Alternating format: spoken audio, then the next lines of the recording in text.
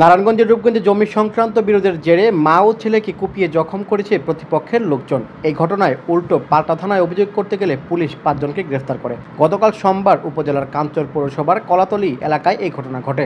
আহত ওমর ফারুক জানান, দীর্ঘদিন ধরে 14.5 শতাংশ জমি নিয়ে তাদের সাথে একই এলাকার আবুল সুবাহানদের সাথে বিরোধ চলে আসছিল। বর্তমানে এ জমি নিয়ে আদালতে মামলা চলমান। এদিকে সোমবার সেই জমি থেকে জোরপূর্বক গাছ কাটতে যায় সুবাহান ও তার ছেলেরা।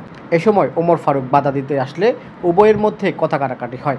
এক পর্যায়ে সুবাহান ও তার ছেলে ফেরদৌস আলামিন, মাজাহার, হাসিবুল্লাহ সহ 10 থেকে 12 জন দেশীয় অস্ত্রশস্ত্র নিয়ে ওমর ফারুক ও তার মা মাহমুদা বেগমকে এলোপাথারি কুপিয়ে গুরুতর জখম করে। এ সময় আশেপাশের লোকজন তাদেরকে উদ্ধার করে প্রথমে রূপগঞ্জ উপজেলা স্বাস্থ্য কমপ্লেক্সে নিয়ে গেলে তাদের অবস্থার অবনতি হলে কর্তব্যরত চিকিৎসক তাদেরকে ঢাকা মেডিকেল কলেজ হাসপাতালে হস্তান্তর করেন।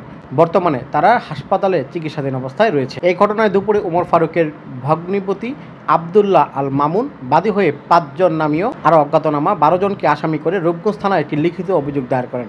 পরে বিকেলে উল্টো থানায় অভিযোগ করতে গেলে পুলিশ অভিযুক্ত সুবাহান ও তার ছেলে ফেরদৌস আলামিন, মাজাহার ও হাসিবুল্লাহকে গ্রেফতার করে। এই ব্যাপারে রূপগঞ্জ থানার ওসি তরিকুল ইসলাম বলেন, জমি সংক্রান্ত বিরোধের জেরে মা ও ছেলেকে কুপিয়ে জখমের ঘটনায় অভিযুক্ত 5 জনকে গ্রেফতার করা হয়েছে।